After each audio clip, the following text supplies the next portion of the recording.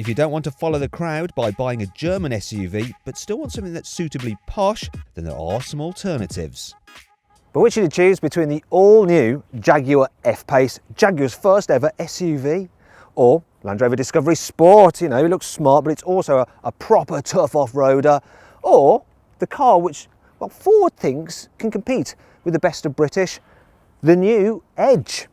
Actually, all these cars are linked, you see, because Jaguar and Land Rover, they're part of one company, and they used to be owned by Ford. But let's see who's boss now. To help you decide, I'm going to compare their design. Words? There's no need for words. Test what they're like to drive. Nice try, Ford. And see how practical they are.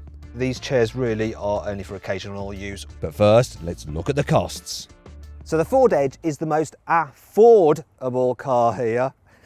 Sorry, that joke was totally lame. It starts at just under £30,000. The Land Rover Discovery Sport range kicks off at just over £1,000 more, at £31,000.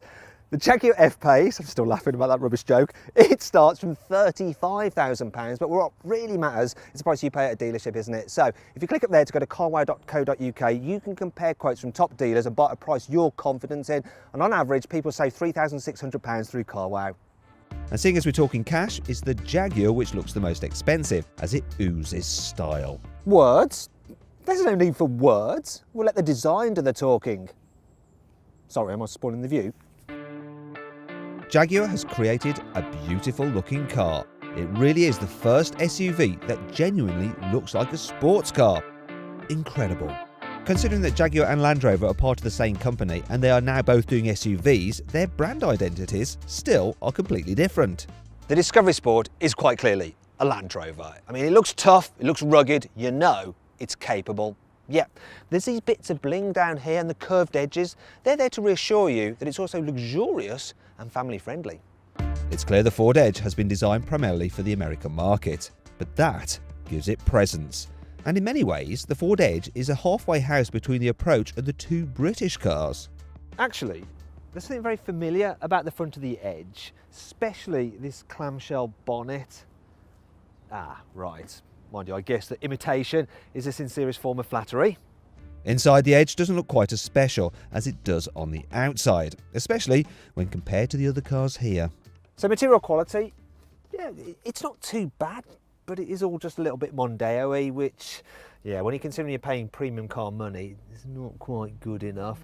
And then there's Ford's sync system, yeah, it's not the best to use at all. It's slow and awkward and confusing, and there are better systems on the market. Quite a lot, actually. This F-Pace is fitted with the standard 8-inch touchscreen. It's okay, but you're better off upgrading to the far more responsive 10-inch system. Still, I can't complain about the interior design. It's the coolest here. You feel like you sit in the F-Pace rather than on it, like with many traditional SUVs. And as a result, it's as though you're in a sports car, only one that's hovering about a metre above the ground. That's pretty cool. What's not so cool is some of the bits of trimming here, which are a bit like fake jewellery. You see, they look all shiny and expensive until you touch them, and then they're a bit cheap and nasty. Still, at least there is a veneer of class, unlike with the Ford Edge. It's just a bit thin in places. It's a similar story with the Land Rover, though you can forgive it a little more as it's been around a lot longer than the F-Pace. Now, while the Jaguar is a bit like new money, you know, touch on the showy side, this Land Rover, well, it's got the heritage, the self-assured, understated confidence of old money. The only problem is that the infotainment system is also a little bit old-fashioned, so the graphics are low res. It's not as nice to use as the system that you get in the Jaguar, especially not the upgraded Pro system, but it is maybe better than that you get in the Ford. The Land Rover has the most extensive in-car storage with plenty of useful cubbies. Also, it's dead easy to carry a baby seat in, but that's not all. The Discovery Sport has an ace up its sleeve in the fact that it is a 7-seater, though these chairs really are only for occasional use or small children. If I just jump through into the front of the car in the most ungraceful manner, right, just put this back. You can see I've just about got enough knee room there, but I can slide this all the way back. Look at that, and where is it? Where is it? It's there. Recline the seats as well, and it's pretty comfy in the middle row. It's also okay at carrying 3 people in the middle row at once, and the boot has a few tether points and a 12-volt socket. You can fit loads of stuff in the Land Rover's boot, and it's insanely large with all the seats folded flat. But in 7-seat mode, the boot is tiny. If you're the kind of person who has a caravan, then you might like this optional feature. It does take a while to work, so I'll continue to explain. The boot on this car is very big, but if you need more space, you can actually just slide the seats forward and just sod the people in the back. There you go, optional pop-out tow hitch. However, the Edge is still the most practical car here. There's some underfloor storage, boot cubbies and tethering points, and you can carry more than the other cars with the seats up or down. There's unbeatable in-car storage too, and plenty of space for fitting a child seat. However, while the Edge's boot is massive, there are a few annoying things about it, such as the way the bumper sticks out quite a way, which makes it a bit of a pain to lift stuff over it. I mean, look how far it sticks out. I can actually use it as a seat. And then there's the electrical release mechanisms for the rear seats. So press that one, folds down nice and easy. But this one, it seems to snag. So I end up having to walk around and push it down myself. So really, Ford, what was the point in making it electric? The Edge is also the best for carrying 3 in the back at once. If you're going to make me travel in the back seat, I want to travel in the back seat of the Ford Edge because it's got the most room, the seats are super comfy, and I can recline the seats quite a way and chill out. Overall, the Edge is the most practical of the 3 cars, and that brings us on to the F-Pace. There's plenty of space here in the back of the F-Pace. It's always more true when it rhymes. And yeah, loads of knee room and headroom. People over 6 foot will be fine. The only major issue I have is that this seat back is quite upright, and if you want the seats to recline, you have to pay extra for that. The F-Pace is also the least comfy with 3 in the back due to the hard centre seat. However, fitting a child seat is easy and cubby spaces are decent. Also, the car is marginally better for carrying luggage than the Land Rover.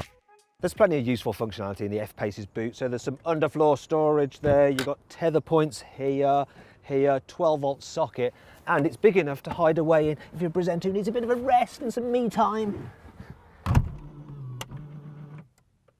Okay, I don't know how to get out. Can someone let me out? Now, all these cars are SUVs, but what about if you actually want to take them off-road? Well, there is one clear winner here, the Land Rover Discovery Sport. It can go pretty much wherever you want, thanks to its air-conditioned tyres and clever electronic terrain response system. Surprisingly, the Jaguar is second best, well, so long as you avoid the entry-level car which is rear-wheel drive only. This all-wheel drive version actually has surprising levels of grip, thanks to a traction control system which has an off-road mode. Worst of the 3 is the Ford Edge. It actually struggles for traction even on this mild off-road course. But does that really matter? How these cars compare on the road is what's key.